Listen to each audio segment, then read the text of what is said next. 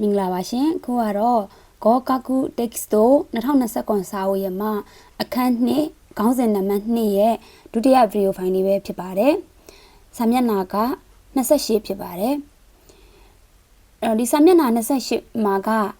star 3ခုတောင်ပေးထားပါတယ်အဲ့တော့ star 3ခုပေးထားတယ်ဆိုတော့စာမေးပွဲမှာအများကြီးရေးကြည့်ပါတယ်အဲ့ဒီလိုပဲဒီစာမျက်နှာကစာမေးပွဲအတွက်တင်မဟုတ်ဘဲနဲ့တကယ်လက်တွေ့လုပ်ငန်းခွင်မှာလည်းပဲအများကြီးကြည့်တဲ့အပိုင်းဖြစ်ပါတယ်အဲ့တော့တေချာလေးလိုက်ပြီးတော့ကြည့်ကြည့်ပါခေါင်းစဉ်လေးကတော့ခိုင်ကိုဖူကူရှိရှိနော်ဂီမူခိတေအီဟန်တိုဘာစုခုဆိုပြီးတော့ပေးထားပါတယ်ဂီမူလို့ပါလို့ရှိရင်ဂီမူဆိုတာကလုပ်ငန်းတာဝန်နေဖြစ်ပါတယ်မဖြစ်မနေလှုပ်ဆောင်ရမယ့်တာဝန်နေပါအဲ့တော့ခိုင်ကိုဖူကူရှိရှိရဲ့မှာတဲ့ဂီမူခိတေအီဟန်ဆိုတာကတာဝန်စီမင်းချိုးဖောက်မှုတွေတိုးဘာဆိုကူဆိုတော့ပြစ်တယ်အဲ့တော့ဖူကူရှိရှိတွေမှာတာဝန်စည်းကမ်းချုပ်ဖောက်မှုတွေနဲ့ပြစ်ဒဏ်တွေကဘာတွေဖြစ်မလဲဆိုတာကိုဒီစာမျက်နှာမှာသင်ရမှာပါအဲ့တော့ခိုင်ကိုဖူကူရှိအောက်ကစာပိုက်ကလေးဆက်သွားမယ်နော်ခိုင်ကိုဖူကူရှိဝါဂီမူကီတေနီအီဟန်ဆူရူတိုဘာဇကူကခါဆရာရဲမတ်ဆိုပြီးတော့ပေးထားပါတယ်အဲ့တော့ဒီခိုင်ကိုဖူကူရှိသမားတွေကတဲ့ဒီတာဝန်ဆိုင်ရာစီးမြင့်တွေကိုချိုးပေါက်မယ်ဆိုရင်ပေါ့နော်ချိုးပေါက်လိုက်မယ်ဆိုလို့ရှိရင်ဘာဇကူလို့ခေါ်တဲ့ပြစ်ဒဏ်ချမှတ်ခြင်းတွေကိုခံရပါပဲတဲ့နော်ခံရနိုင်ပါတယ်တဲ့ပြီးတော့ဒိုနိုဂီမူကီတေအီဟန်နီဒိုနိုယောနာဘာဇကူကအာရူကာဘလို့တာဝန်စီးမြင်ချိုးဖောက်မှုတွေအတွက်เนาะဘလို့မျိုးပြစ်ဒဏ်တွေရှိလဲဆိုတာကိုတဲ့စူဂျီမိုဖူကူမဲတဲ့စေကာကူနီအိုဘွဲတဲ့အိုကီမာရှောစူဂျီလို့ပြောရဖြစ်တဲ့အတွက်ကိန်းကနန်းနေအပါအဝင်เนาะစူဂျီမိုဖူကူမဲတဲ့ကိန်းကနန်းနေအပါအဝင်တိတိကျကျမှတ်သားထားဖို့လိုအပ်ပါတယ်တဲ့မတာခက်ကာကူဂျီယူနီဆွီတဲ့sorryဂျီယူနီဆွီတဲ့မိုဟာဂုရှ်တဲ့အိုကီမာရှောအဲ့တော့ဒါအပြင်ခက်ကာကူဂျီယူနီဆွီတဲ့မိုဆိုတာကအရေးချင်းပြက်စေတဲ့အကြောင်းအရာတွေကိုပြောတာနော်အဲ့တော့ခကူကအရေးချင်းကိုပြောတာလေရှီကာကူလို့ဘာလို့မှပါတယ်ခကူရှီယာကက်ဆုကပြက်ကွက်တာလေအဲ့တော့ခကူဆိုတော့အရေးချင်းပြက်စေတဲ့အကြောင်းအရာတွေကိုလည်းပဲနားလည်ထားဖို့လိုအပ်ပါတယ်တဲ့အရေးကြီးတယ်နော်ပြီးရင်အောက်ကကိုချက်ကူလေးကိုတစ်ချက်ကြည့်ကြည့်ရအောင်နံပါတ်1ကကိုချက်ကူဆိုတဲ့နေရာမှာနံပါတ်1ကဂီမူခိတေအီဟန်တိုဘာဇကူဆိုတဲ့ခေါင်းစဉ်လေးနဲ့တာဝန်စီမင်းချိုးဖောက်မှုတွေနဲ့ပြစ်ဒဏ်တွေအကြောင်းအောက်မှာဂီမူခိတေအီဟန်နီဝတာဝန်စီမင်းချိုးဖောက်မှုတွေမှာဆိုရင်စူကီနိုဘာဇကူကခါဆဲရာတဲ့ရုဆိုပြီးတော့ပေးထားတယ်အဲ့တော့ဒီတာဝန်စီမင်းချိုးဖောက်မှုအတွက်အောက်ပါပြစ်ဒဏ်တွေကိုချမှတ်ခံရပါမယ်တဲ့ပြီးတော့ဒီမှာဒိုင်ကော့ဂျူဆန်ဂျောဆိုတော့ပုံမှာ53เนาะဥပဒေအကြောင်းနေเนาะโอเคအဲ့တော့ဒီအောက်မှာကြည့်ကြည့်မယ်ပထမဆုံးအကွက်ကလေးကိုအရင်ဆုံးကြည့်မယ်ပေါ့နော်ဟီမီツဟိုဂျီဂီမူအီဟန်ဟီမီツဟိုဂျီဂီမူအီဟန်ဒီနေရာမှာအကုန်လုံးအရေးကြီးတယ်เนาะအဲ့တော့ဒီဟာလေးကကြတော့လျှို့ဝှက်ချက်ထိမ့်သိမ်းရန်တာဝန်ကိုချိုးဖောက်ခြင်းဆိုတဲ့အဓိပ္ပာယ်လျှို့ဝှက်ချက်ထိမ့်သိမ်းရန်တာဝန်ကိုချိုးဖောက်ခြင်းပထမတစ်ကြောင်းလေးကိုကြည့်မယ်အီချီနန်အီဂိုင်နော့ခိုကင်ကေမတာဝါစန်ဂျူမန်အီကာနော့ဘကင်အီချီနန်အီကာနော့ခိုကင်ကေဆိုတာကတစ်နှစ်အောက်ထောင်ဒဏ်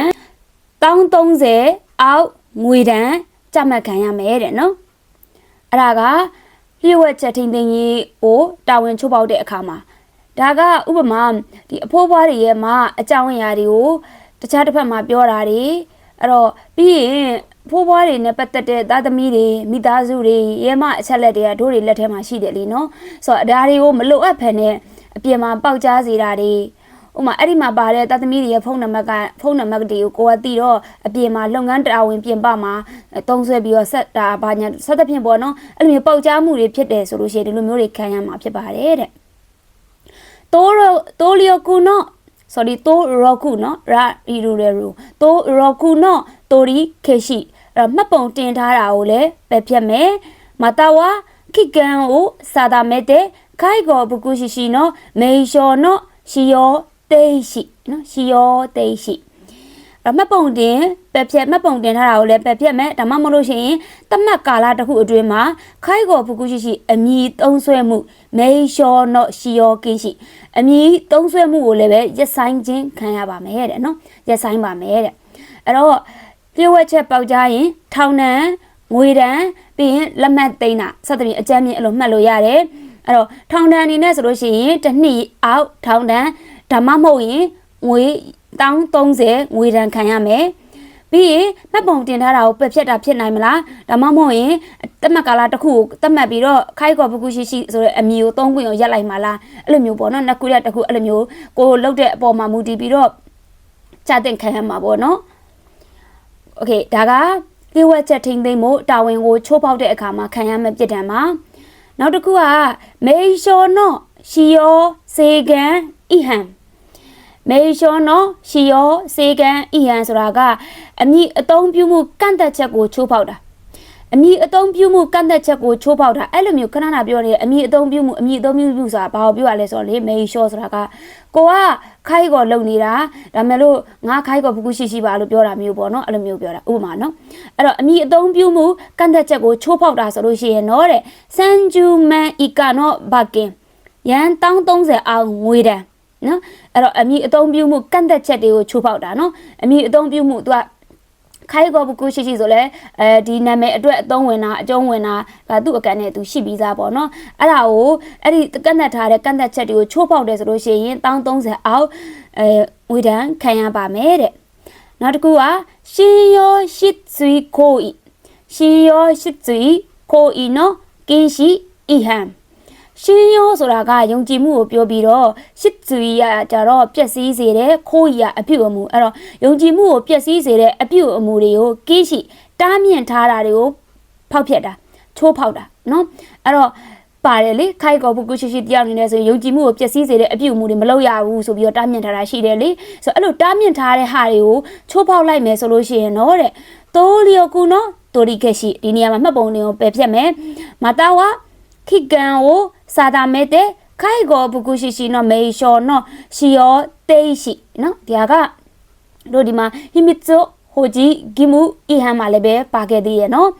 ်ဒီမှာဆိုလို့ရှိရင်တော့မှတ်ပုံနေပက်ဖြတ်တာဒါမှမဟုတ်ရင်တတ်မှတ်ကာလအတွင်းမှာခိုင်ကောဖူရှိအမိ30ခွင့်ကိုရက်မယ်ဆိုတဲ့ဟာနော်ဒီဘောကဒုတိယဟာလေးနဲ့နည်းနည်းလေးတွားပြီးတော့ဆက်တယ်နော်ဒီနှစ်ကြောင်ဒီနှစ်ခုနော်โอเคအဲ့တော့စာကြက်တဲ့အခါအဲ့လိုမှတ်တဲ့အခါမျိုးမှာအဲ့လိုမျိုးတူတာလေးနဲ့တော်တော်တွဲမှလို့ရှိရင်ကိုကြက်ရနည်းနည်းတက်တာတယ်လေနော်နောက်တစ်ခုကကြတော့အောက်မှာဆက်ပြီးတော့တွားကြည့်မယ်ခါကူတန် QA ဂီယိုမူတိုအီဟန်ခါကူတန် QA ဂီယိုမူတိုအီဟန်ဆိုတော့ဒီခါကူတန် QA လို့ခေါ်တဲ့ဒီတလိပ်ဆုပ်ထုတ်တဲ့လုပ်ငန်းနေနေနော်တလိပ်ဆုပ်ထုတ်တဲ့ဟာစတဲ့လုပ်ငန်းဆိုင်ရာစီးမြင့်တွေကိုချိုးဖောက်တာအဲ့တော့ခါကူတန် QA ဆိုတာကတလိပ်ဆုပ်ထုတ်တာပေါ့နော်ဆိုတော့ဒါကတကယ်တမ်းကအီလီယိုတက်ကီလို့ခေါ်တဲ့စိဘက်ဆိုင်ရာလုပ်ငန်းတာဝန်တစ်ခုဒါပေမဲ့ဥပဒေကပြောင်းလဲထားပြီးတော့ခိုင်ကောဖူကူရှိသမားတွေလည်းလုပ်ခွင့်ရှိပါတယ်ဆိုပြီးတော့ပြောင်းလဲလိုက်တယ်အဲ့လိုပြောင်းလိုက်တဲ့အခါမှာလည်းပဲဖူကူရှိဖြစ်သွားတာနဲ့ပဲလုပ်လို့ရတာမဟုတ်ဘဲနဲ့ခန်းရှူတက်ရတာတွေအဲ့မှာတင်တန်းနေတက်ရတာတွေပြီးလို့ရှိရင်ဘယ်နှနာရီလက်တွေ့လှုပ်ဆောင်ထားရတာတွေစသဖြင့်အချက်တွေရှိတယ်ပေါ့နော်တမတ်ချက်တွေအဲ့ဒါတွေမရှိဘဲနဲ့လုပ်ခဲ့ရင်အဲ့လိုမျိုးခါကူတန် QN စရဲ့လုပ်ငန်းဆိုင်ရာစီးမြင့်တွေကိုချိုးဖောက်ခဲ့တယ်ဆိုလို့ရှိရင်ပြီးရင်ခါကူတန် QN လုပ်တယ်ဆိုရင်လည်းကိုယ့်သဘောတိုင်းလုပ်ရတာမဟုတ်ဘူးဆရာဝန်ညွှန်ကြားချက်တိုင်းဘယ်နှမိနစ်ဘယ်နှစက္ကန့်ဘယ်လောက်အရှိဘယ်လောက်အနက်စသဖြင့်ပေါ့နော်ဆိုအဲ့လိုမျိုးဆိုင်ရာလုပ်ငန်းဆိုင်ရာစီးမြင့်တွေကိုချိုးဖောက်ခဲ့တယ်ဆိုလို့ရှိရင်စန်ဂျူမန်အီကာနော့ဘကင်ရန်1030အောက်ငွေတန်းเนาะအဲ့တော့ဘယ်နေရာပဲကြည့်လိုက်ရန်1030เนาะရန်1030အောက်เนาะငွေတန်းနေရာတိုင်းမှာနေရာတိုင်းဆိုတော့ဒီမှာရှင်ရောရှစ်သွေးကိုအီမှာတော့မပါဘူးပေါ့နော်ကိုအီနော်ကင်းရှိအီဟန်မှာတော့မပါဘူးနော်ဆိုတော့အကုန်လုံးက1030အောက်ငွေတန်းနေရှိတယ်ပြီးရင်ဒီမှာတူညီတဲ့အရာနှစ်ခုကိုတွဲပြီးတော့မှတ်နော်အဲ့တော့ခါကတန် Q နဲ့ပတ်သက်ရင်လည်းထုံနည်း၎င်းမဲ့လိုအပ်တဲ့စီးမြင့်တွေကိုလိုက်နာရမယ်အဲ့တော့ဒီလိုစီးမြင့်တွေကိုချိုးပေါက်တဲ့ဆိုရင်ဒီပြစ်ဒဏ်တွေခံရပါမယ်ဆိုတဲ့အဓိပ္ပာယ်ဖြစ်ပါတယ်နောက်တစ်ခုကနံပါတ်1ကလေးကိုတွားပြီးတော့ကြည့်ရအောင်နံပါတ်1မှာကခက်ကာကူဂျီယူခက်ကာကူဂျီယူလို့အပေါ်မှာတစ်ခါပါခဲ့တယ်ဟုတ်ခက်ကာကူဂျီယူဆိုတာကအရေးချင်းပြက်စေတဲ့အကြောင်းအရာတွေအဲ့တော့ဘလို့အရာရဲ့အရေးချင်းပြက်စေရလဲဆိုရင်ကြည့်ကြည့်မယ်ခိုင်ကောဘကူရှိရှိနော်ခက်ကာကူဂျီယူအဲ့တော့ဒီခိုင်ကောဘကူရှိရှိရဲ့မှာအရေးချင်းပြက်စေတဲ့အကြောင်းအရာတွေထဲမှာဆိုလို့ရှိရင်တဲ့နော်ဣဇရေကာနီဂိုင်တိုဆူရူမိုနိုဝါ ခိုင်ကိုပုကူရှိရှိနီနာရဲနိုင်ဆိုပြီးတော့ပေးထားပြီးတော့ဒိုင်စန်ဂျောဆိုပြီးတော့ဒီမှာပေးထားတယ်ပေါ့နော်ဒါတော့ဥပဒေနာမည်တွေပေါ့အဲ့တော့ဒီခိုင်ကောပုကူရှိရှိနော်ကကူဂျီယူဆိုတဲ့အဲမှာပေါ့နော်ဆိုတော့အဲ့ဒီအချက်တွေမှာပါတဲ့တစ်ခုပေါ့နော်တစ်ခုခုနဲ့ကိုက်ညီတဲ့သူဒီအောက်မှာပေးထားတဲ့အချက်တွေတစ်ခုခုနဲ့ကိုက်ညီတဲ့သူဟာတဲ့ခိုင်ကောပုကူရှိရှိမဖြစ်နိုင်ပါဘူးဆိုပြီးတော့ပုံမှန်3မှာဖော်ပြထားပါတယ်တဲ့အများကြီးပဲနော်ဆိုတော့ဒီအောက်မှာပေးထားတဲ့အချက်တွေကတစ်ချက်နဲ့ဒါကိုက်ညီခဲ့ရင်ဒီဥပဒေပုံမှန်3ထဲမှာရှိတဲ့အချက်နဲ့တစ်ချက်ဒါကိုက်ညီခဲ့တယ်ဆိုလို့ရှိရင်အဲ့ဒီလူတွေကခိုက်ကောပုကူရှိရှိမဖြစ်နိုင်ပါဘူးတဲ့ဘာလို့လဲဆိုတော့ခေါင်းစဉ်မှာကလေးကအရေးချင်းပြက်စေတဲ့အကြောင်းအရာလို့ပါတာဖြစ်တဲ့အတွက်ဒီအချက်တွေနဲ့ညီစွန်းသွားလို့ရှိရင်ကိုတွေကခိုက်ကောပုကူရှိရှိမဖြစ်နိုင်ဘူးဆိုတဲ့အတိတ်ပဲနော်အဲ့တော့အောက်ကတစ်ချက်သွားကြည့်မယ်ရှင်းရှင်းနော်ကိုရှောနီယော်ဒီခိုက်ကောပုကူရှိရှိနော်ကျော်မူကိုテキセに行うことができないものとしてနော်လောလောဆယ်ဒီနေရာလေးဒီကိုခဏရက်ထားပေးမယ်နော်အဲ့တော့ဒီရှင်းရှင်းတော့ခိုရှောနီယော်ဒီဆိုတော့ကိုပိုင်ဓမ္မမဟုတ်ရင်ရှင်းရှင်းဆိုတော့စိတ်ပိုင်းဆိုင်ရာ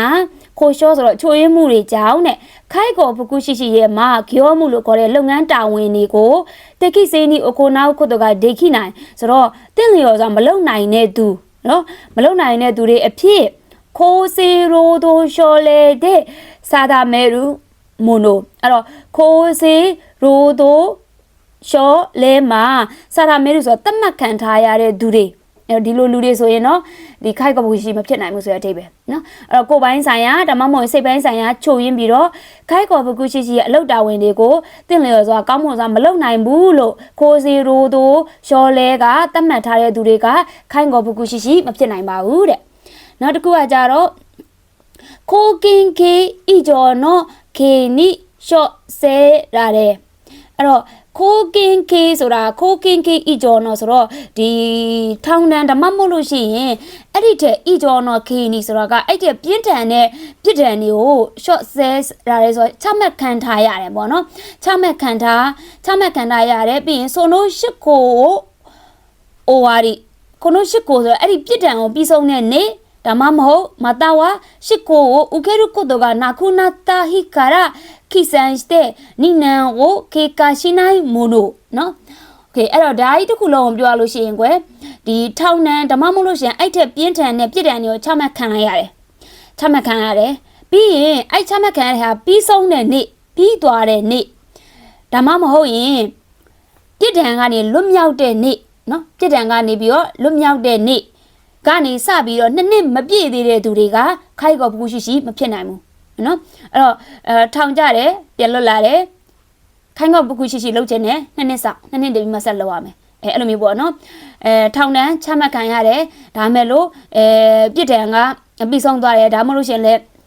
လူငိမ့်သွားတယ်ထားပါတော့အဲ့လိုမျိုးပြီးသွားတယ်ပေါ့နော်ပြီးသွားတဲ့နေရတယ်လို့နှစ်နှစ်မပြည့်သေးတဲ့သူတွေကခိုက်ကောပုကူရှိလုပ်လို့မရပါဘူးတဲ့ Holisonoခိတေဆိုနိုတာရှက်ကိုင်းဖူကူရှိအဲ့တော့ holy sono ခိတေဆိုတော့ဒီဥပဒေတွေဒါမှမဟုတ်ရင်ရှက်ကိုင်းဖူကူရှိလို့ခေါ်တဲ့လူမှုဖူလုံရေးတွေနော်ပြီးရင်မတာဝါဟိုကန်ဤလျောစေဘက်ဆိုင်ရာဥပဒေတွေအရာတဲ့ကန်ဆရူ holy sono ခိတေတဲ့အတဲ့ဆေလေတဲ့စာရာမဲရူမိုနိုနီယောဒီဆိုတော့ဒီစေဘက်ဆိုင်ရာဥပဒေတွေအရာပေါ့နော်စေဘက်ဆိုင်ရာဥပဒေတွေအရာဘကင်နော်ခေနီရှော့ဆဲတာတဲ့ဘက်ကင်ဆိုတော့ဒီငွေရန်ချမှတ်ခံရတာတွေပေါ့နော်ငွေရန်ချမှတ်ခံရတာတွေပြီးရင်ရှစ်ကိုအိုဝါရီဆိုတော့ပြစ်ဒဏ်ပြီးဆုံးတဲ့နေ့တွေမတာရှစ်ကိုဥခဲရုကုတိုကနာကုနာတာဟိခါရာဆိုတော့ဒီပြစ်ဒဏ်ကနေလွတ်မြောက်တဲ့နေ့ပြီးဆုံးတဲ့နေ့ဓမ္မမဟုတ်ပြစ်ဒဏ်ကနေလွတ်မြောက်တဲ့နေ့ကနေစပြီးတော့တဲ့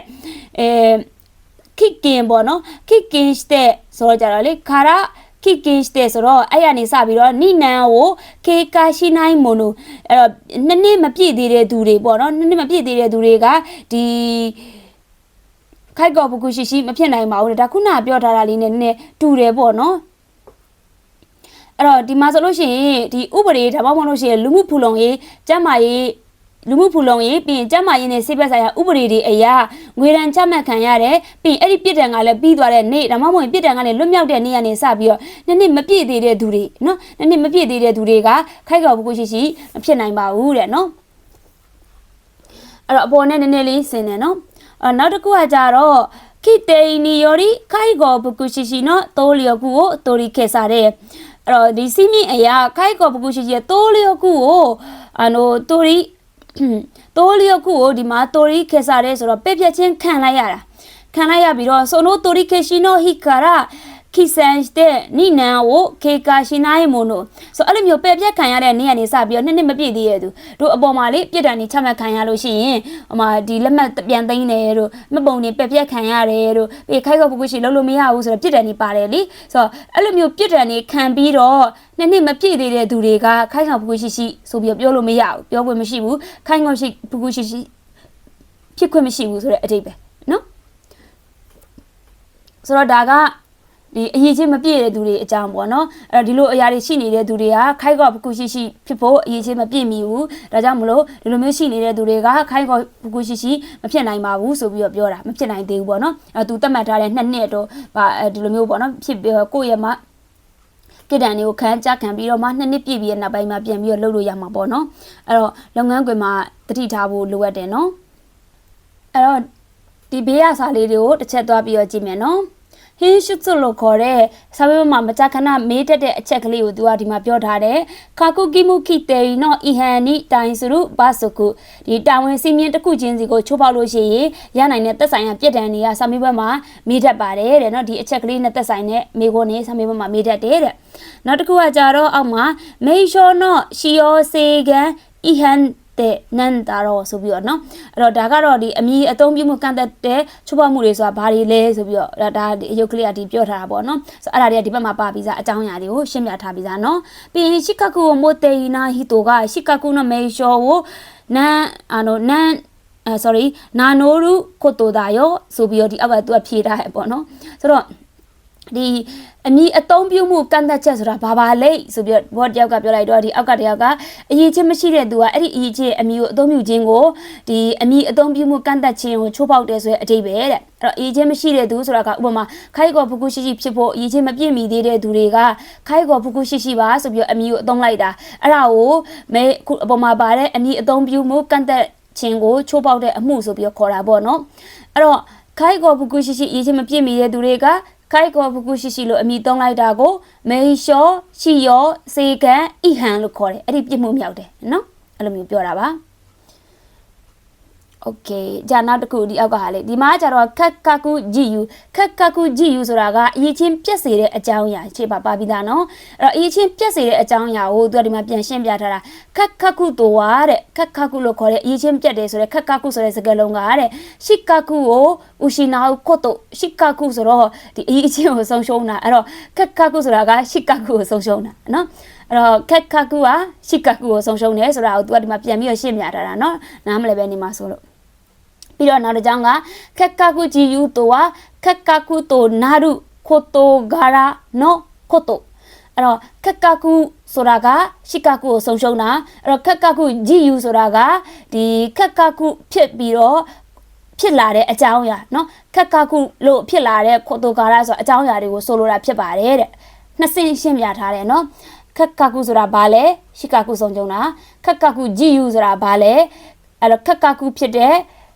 အကြောင်းအရာတွေကိုခက်ခက်ကူကြည့်ယူလို့ခေါ်တာနော်โอเคဆိုတော့နောက်တစ်မျက်နှာကိုဆက်သွားပါမယ်ရှင်နောက်တစ်မျက်နှာလေးမှာကကြတော့စတားလေးကတော့တစ်လုံးပဲပေးထားတယ်ပေါ့နော်အများကြီးအရေးမကြီးဘူးဆိုတဲ့အထိပ္ပယ်ဒါမဲ့လည်းသိထားအောင်ကြည့်မယ်နော်ဆေမိုရှောကူနိုဒန်ဒိုင်နော်ခတ်ဆဒိုနော်ဆေမိုရှောကူနိုဒန်ဒိုင်ဆေမိုရှောကူနိုဒန်ဒိုင်နော်ခတ်ဆဒိုဒါကအတက်ပညာဆိုင်ရာအဖွဲ့အစည်းတွေရဲ့မှာလှုပ်ဆောင်ချက်ဆိုတဲ့အဓိပ္ပာယ်ဆမ်မွန်ရှောကူနိုဒန်တိုင်နော်ခတ်ဆဒိုနော်အဲ့တော့အတက်ပညာဆိုင်ရာအဖွဲ့အစည်းတွေရဲ့မှာလှုပ်ဆောင်မှုတွေခိုင်ကိုဘကုရှိရှိနော်ဇန်ကိုကူတကီနာဆမ်မွန်ရှောကူနိုဒန်တိုင်တဲ့အာရုခိုအကီရှာဒန်ဟိုဂျင်နော်နည်းနည်းတော့ရှိရနော်ပြီးနီဟွန်ခိုင်ကိုဖူကူရှိရှိခိုင်နိဆွီတဲ့ဒန်တိုင်းနိုမကူတကီတိုအမိုနာခါဆဒိုလိကိုက်တဲ့အိုကီမာရှောတဲ့တကြောင်လုံးကအကုန်လုံးကတကြောင်နေပဲနော်အဲ့တော့ဒီခိုင်ကိုဖူကူရှိရှိရဲ့မှာဇန်ကိုကူတကီနာလို့ပြောတဲ့နိုင်ငံအဆင့်ဆေမွန်ရှကူနိုဒန်တိုင်းတဲ့အာရု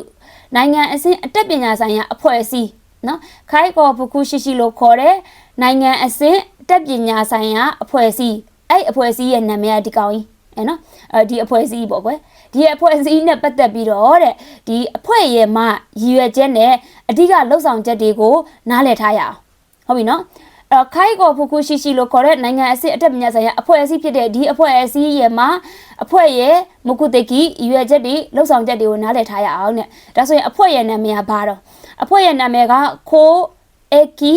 ရှာဒန်ဟိုဂျင်နော်ခိုအကီရှာဒန်ဟိုဂျင်နီဟွန်ခိုင်ကောဖူကူရှိရှိကိုင်းဆိုတဲ့နာမည်ကြီးနော်အဲ့ဒီအဖွဲ့အစည်းကြီးနော်โอเคပြီးရင်အောက်ကခိုချက်ကိုကြာခိုချက်ကူမှာကကြတော့နီဟွန်ခိုင်ကောဖူကူရှိရှိခိုင်တော့ဆိုပြီးခုနစကလုံးလေးနော်အဲ့တော့ဒီနီဟွန်ခိုင်ကောဖူကူရှိရှိကိုင်ဆိုတာဘာလဲပေါ့မဆိုလို့ရှိရင်နီဟွန်ခိုင်ကောဖူကူရှိရှိကိုင်တော့ဆိုအောက်ကဟာလေးကြည့်မယ်နော်ခိုင်ကောဖူကူရှိရှိနော်ဇန်ကိုကူတကီနာရှခုနိုဒန်တိုင်းတိုစတဲ့ဆိုရပေးထားတယ်အဲ့တော့ခိုင်ကောဖူကူရှိရှိရဲ့ဇန်ကိုကူတကီဆိုနိုင်ငံလုံးဆိုင်ရာအတက်ပညာအဖွဲ့အစည်းအဖြစ်တိုစတဲ့နော်စန်ကျူယာကူကျူဂျူယွန်ဟဲစီရခုနန်နီစစ်ဆိုလီဆိုစာရတာအဲ့တော့1994ဟဲစီ6နှစ်မှာတည်ထောင်ခဲ့ပါတယ်တဲ့ဒီအဖွဲ့အစည်းကို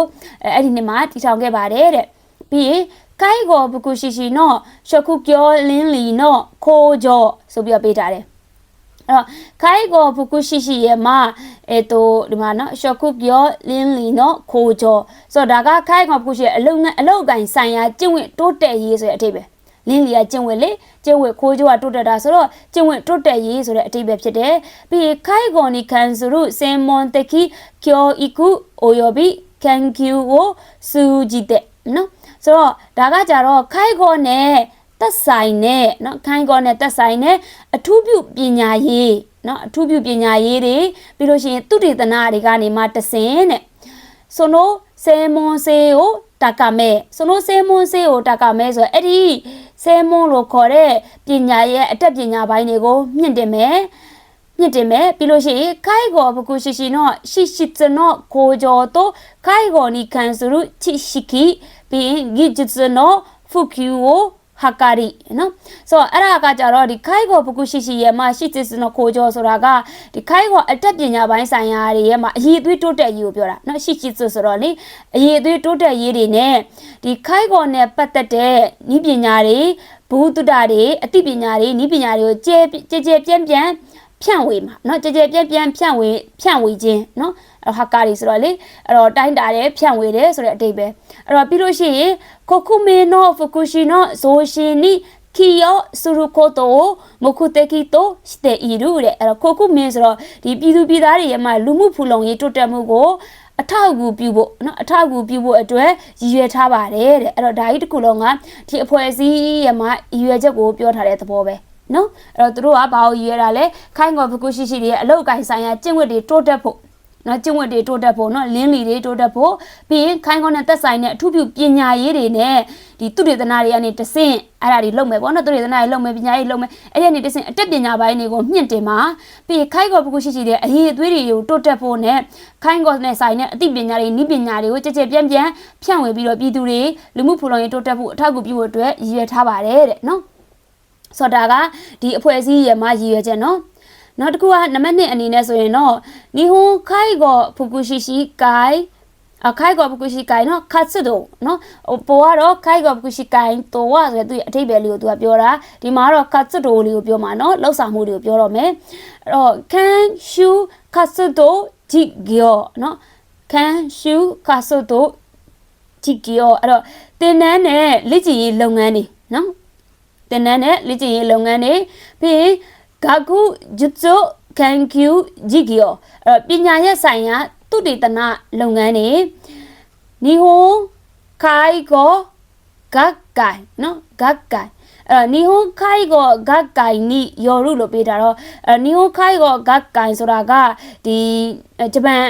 ပန်ရဲ့ဒီခိုင်ကောပညာရေးဆိုင်ရာဟိုပြောတာပေါ့နော်ပညာရေးပွဲတွေပေါ့ဆိုတော့အဲ့ဒီမှာဆိုလို့ရှိရင်ဂါကူဂျူဇိုရှူကိုင်နော်ခိုင်ဆိုင်ပညာရေးဆိုင်ရာအစည်းအဝေးပွဲတွေကို ကျင်းပါတယ်เนาะပညာရေးဆိုင်ရာအစည်းအဝေးပွဲတွေကိုကျင်းပတာတွေပြီးလို့ရှိရင်နောက်တစ်ခုကကြတော့ဂတ်ကိုင်ရှိနော်ဟာကိုနာဒိုဆိုပြီးဒီမှာเนาะဒါလေးကဒီအပေါ်မှာပါတဲ့လေပညာရေးဆိုင်ရာသုတေသနလုပ်ငန်းဆိုတဲ့ဟာပေါ့နော်အဲ့ဒီစကားလုံးလေးကိုဒီမှာကွန်းဆောင်ကွန်မိတ်ကလေးနဲ့သူကပြန်ပြီးတော့ရှင်းပြထားတာเนาะပညာရေးဆိုင်ရာသုတေသနလုပ်ငန်းဆိုတာဘာတွေလဲဆိုတော့နင်ဟိုခိုင်ကောဂတ်ကိုင်ရနေပြီးတော့မှဒီပညာရေးဆိုင်ရာအစည်းအဝေးတွေကိုကျင်းပတာတွေဒါမှမဟုတ်လို့ရှိရင်ဒီမှာဂျာနယ်တွေပညာရေးဆိုင်ရာဂျာနယ်တွေထုတ်ဝေတာတွေဒါတွေကိုပညာရေးဆိုင်ရာသုတေသနလို့ခေါ်တာပါဆိုပြီးသူကပြောတာเนาะပြီးနောက်တစ်ခုကကြတော့ခိုးဟိုဆိုတော့တရင်ပေးတာတွေပေါ့နော်ခိုးဟိုပြီးရင်ဖုကျူကေဟတ်ဆိုနီကန်ဆူရူဂျီဂီယိုအဲ့တော့တရင်ပေးတာတွေနဲ့အသိပညာဖြန့်ဝေခြင်းဆိုင်ရာလုပ်ငန်းတွေပြီးရင်ချောစာကန်ကျူနီကန်ဆူရူဂျီဂီယိုချောစာကန်ကျူဆိုတာကကြတော့ဒီသူရတနာစစ်တမ်းတွေကိုပြောတာစစ်တမ်းတွေစတဲ့ဟာဘာဟီရိုခတ်တိုအိုကိုနာတေအီရူတဲ့ကျေပြတ်တဲ့လုပ်ငန်းဆောင်ရွက်မှုတွေကိုလုပ်နေပါတယ်တဲ့ဆိုတော့ဒါကနည်းနည်းလေးတော့ခက်တယ်ပေါ့နော်နည်းနည်းလေးခက်တယ်ဆိုတော့နီဟိုခိုင်ကောဖူကူရှိရှိကာရဲမှာလောက်ဆောင်ချက်တွေကဘာတွေလဲဆိုလို့ရှိရင်ဒီမှာခန်းကျူကြီးလောက်တယ်ပေါ့နော်လက်ကျရေးလောက်တယ်ပညာရေးဆိုင်ရာသူရတနာတွေလောက်တယ်ပေါ့နော်ဒီမှာဒီအချက်ကလေးနှစ်ချက်ပေါ့နော်ပြီးလို့ရှိရင်နောက်တစ်ခုကဒီမှာဆိုလို့ရှိရင်တရင်အချက်လက်တွေမျှဝေတာတွေဖြန့်ဝေတာတွေလောက်တယ်ပြီးခန်းစာတွေလောက်တယ်ပေါ့နော်အဲ့လိုမျိုးလေးနည်းနည်းပါမှတ်ထားလိုက်ပေါ့ပြီးတော့ဒီမှာလည်းသူက star တစ်ခုပဲပေးထားတော့စာမေးပွဲအတွက်တော့အများကြီးတော့အရေးမကြီးဘူးပေါ့နော်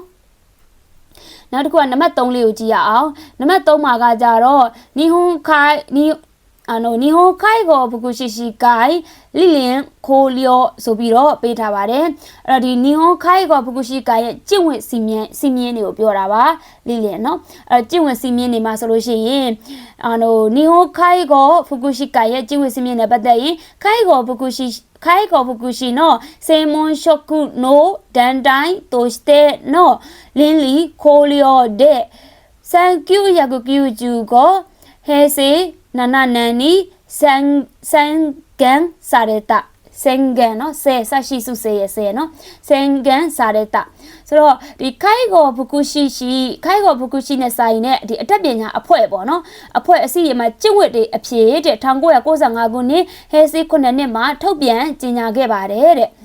လီယိုရှာဟွန်အီဂျီလီဆိုရှီယန်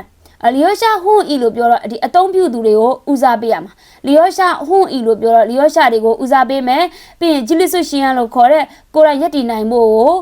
ထောက်ပံ့ပေးမယ်ပြီးတော့စေမွန်တေကီစာဘီစုနော်တေကျော်စေမွန်တေကီလို့ပြောတော့အတက်ပညာဆိုင်ရာဝန်ဆောင်မှုတွေကိုပေးမှာရိုးရိုးစာဘီစုမဟုတ်ဘူးစေမွန်တေကီနော်ပြီးရင် privacy နော်ဟိုက privacy ပေါ့နော်ကိုကြီးကိုယ်တာအချက်လက်တွေကိုကာကွယ်တယ်ပြီးရင်ဆိုကိုတေကီစာဘီစုနော်တေကျော်တို့ secure ကူတေကီနာလန်ကီကျော်လျော်ကုဆိုပြီးပေးထားတယ်အဲ့တော့ဆိုကိုတကိစားပေးစုဆိုတာပြည့်စုံတဲ့ဝန်ဆောင်မှုတွေနဲ့တဲ့ဝန်ဆောင်မှုတွေပေးတာနဲ့ပြီးတက်ကြွပူပေါင်းဆောင်ရွက်တာနော်ပြီးလီဟိုရှာနီစုနော်ဒိုင်ဘန်အသုံးပြုသူရဲ့လိုအပ်ချက်တွေကိုကိုစားပြုပြောဆိုတာပြီးတော့ချီကီဖူကူရှိနော်ဆူရှင်ဒေတာဆိုင်ရာလူမှုဖူလုံရေးတွေကိုတိုးတက်မြင့်တင်ပေးတာပြီးရင်ကိုကေရှာနော်အီကူတေနီဆွီတဲ့ဖူရဲတဲ့ဤရူဆိုပြီးတော့ပြောတယ်ပေါ့နော်အဲ့တော့ခိုးခေးရှာဆိုတာကကြတော့ဒီနောက်လာမဲ့သူတွေနောက်ဆက်ခံမဲ့လူငယ်တွေဝန်ထမ်းတွေနဲ့ပတ်သက်တဲ့ပြုစုပြောထောင်ခြင်းအကြောင်းအရာတွေကိုဖော်ပြထားပါတယ်တဲ့ဒါကဒီနီဟွန်ခိုင်ကိုဖူကူရှိရှိကန်ရဲ့မဘယ်လိုပြောမလဲကျင့်ဝတ်တွေပေါ့နော်ကျင့်ဝတ်စီမင်းဆိုတဲ့အဓိပ္ပာယ်နော်အဲ့တော့ကျင့်ဝတ်စီမင်းဆိုနီဟိုခိုင်ကပကူရှိကာရဲမှာကျင့်ဝတ်စီမင်းတွေကဒီဟာတွေရှိတယ်အဲ့တော့တို့တွေနောက်မှမြန်တင်ခဲ့ရလို့တကယ်လို့ပေါ့နော်အမလီယိုရှာဟွန်အီဂျီလီဆိုရှီယန်ဘာညာဆိုဒါဆိုဒါဒီနီဟိုခိုင်ကပကူရှိကာရဲမှာဒါကျင့်ဝတ်တွေကတစ်ခုပဲကျင့်ဝတ်စီမင်းတွေကတစ်ခုပဲအဲ့ဒါနေမှာဖြန့်ပြန်ပြီးတော့မှကျေပြန့်အောင်လှုပ်သွားတာမျိုးတွေနော်ဆိုတော့ဒါလေးပေါ့ဒါလေးကတိထားရတော့ကောင်းတာပေါ့နော်နောက်ကတင်မဲ့ဟာရဲဆိုဆက်ဆက်ပြီးတော့ဒါဆိုရင်ဒါကဒီလိုကြောင့်ဖြစ်လာတာပဲprivacy နော်ဟိုဘောဆိုတာကဒီနီဟွန်ခိုင်ကဖကူရှိကင်ကနေပြီးတော့သတ်မှတ်ထားတဲ့အရာသူတို့တွေဒီမှာပါတဲ့စီးမြင့်သူတို့တွေမှာပါတဲ့ကျင့်ဝတ်တစ်ခုပဲဆိုတာမျိုးလေးပေါ့နော် ဆိုတော့အောက်ကလိကိုင်တို့မာရူပါချက်ကူလေးကိုစူးစမ်းပြီးတော့ဖတ်ကြည့်ကြည့်ပါအောက်မှာလည်းသူကအဖြေလေးတွေပေးထားတယ်ဆိုတော့တစ်ချက်ဖတ်ကြည့်ကြည့်နော်ဖတ်ကြည့်ကြည့်ပြီးတော့အဖြေကိုလက်ခံလို့မရတာမျိုးဒါမှမဟုတ်လို့ရှိရင်ဖတ်လို့မရတဲ့နေရာလေးတွေ့လို့ရှိရင်ပြန်မေးလို့ရပါတယ် comment မှာပဲcomment မှာလာမေးလို့ရတယ်ပေါ့နော်